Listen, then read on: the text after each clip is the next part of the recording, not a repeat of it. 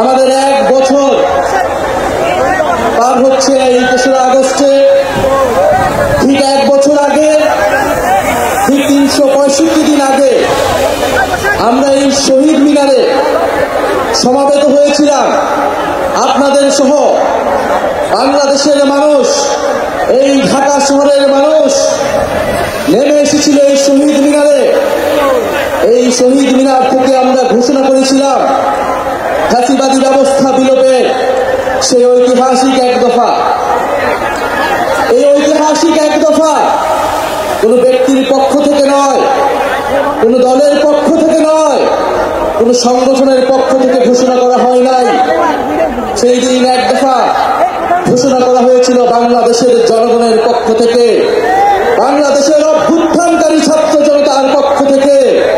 ফলে 1 দফার প্রকৃত ঘোষক হলেন বাংলাদেশের জনগণ, বাংলাদেশের অভ্যুত্থানকারী ছাত্র জনতা এবং আমাদের শহীদ ভাই ও বোনেরা। আমাদের এই 1 দফা ঘোষণার একটা ঐতিহাসিক প্রেক্ষাপট ছিল। 1/11-এর সময় থেকে আওয়ামী ফ্যাসিবাদের ভিত্তি তৈরি করা হয়েছিল। 15-16 বছর বাংলাদেশে কোনো গণতন্ত্র ছিল না, ভোটাধিকার ছিল না, গুম খুন নির্যাতন, মানবাধিকার হরণ হয়েছে, গণহত্যা হয়েছে।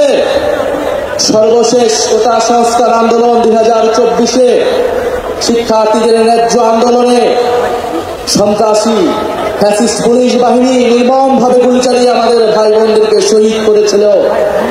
আপনারা এই ইতিহাস সবই জানেন, আমি পুনরাবৃত্তি করব না। আজকে বাংলাদেশের জনগণ আর মেনে নিতে পারে নাই।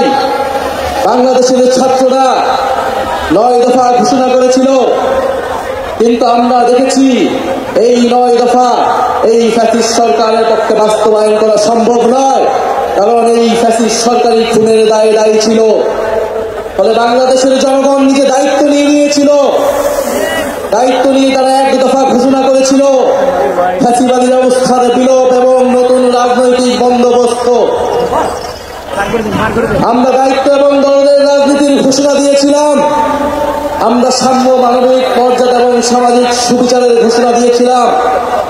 আমরা বলেছিলাম আমরা এমন একটা রাজনৈতিক বন্দোবস্ত প্রতিষ্ঠা করব যেখানে স্বৈরতন্ত্র আর কখনোই ফিরে আসতে পারবে না, যেখানে ফ্যাসিবাদ আর কখনোই ফিরে আসতে পারবে না।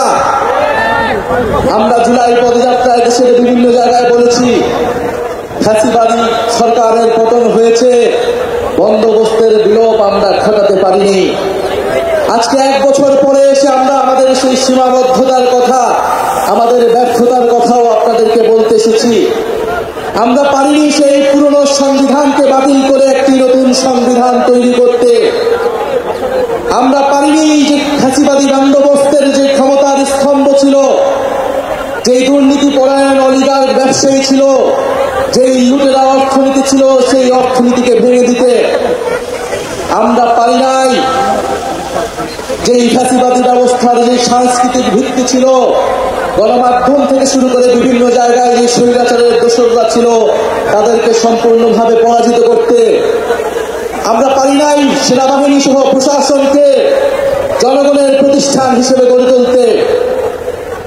আমরা আমাদের ব্যর্থতার কথা স্বীকার করেই আজকে আবার এই শহীদ মিনারে সমাবেত হয়েছি আমাদের ভবিষ্যৎ কর্মসূচি নির্ধারণ করতে, আমাদের ভবিষ্যৎ বাংলাদেশের জন্য শপথ নিতে।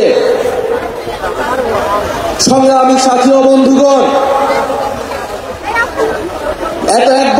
বিগত 1 বছর আগে 1 দফার ঘোষণায় আমাদের সাথে হয়তো অনেক পক্ষ ছিল, আজকে যারা নেই আমরা আজকের দিনে তাদেরকে স্মরণ করছি। জুলাই গণঅভ্যুত্থানে অংশগ্রহণ করা ফ্যাসিবাদ বিরোধী সকল রাজনৈতিক দল, সকল ছাত্র সংগঠন, আমাদের শিক্ষা প্রতিষ্ঠান, স্কুল, কলেজ, মাদ্রাসা, প্রাইভেট, বিশ্ববিদ্যালয়, আমাদের নারীরা, আমাদের প্রবাসী ভাই বোনেরা, আমাদের সর্বোপরি শহীদ হয়েছে যে সকল ভাই বোনেরা, তাদের পরিবারের সদস্যবৃন্দ এবং আহত যোদ্ধারা,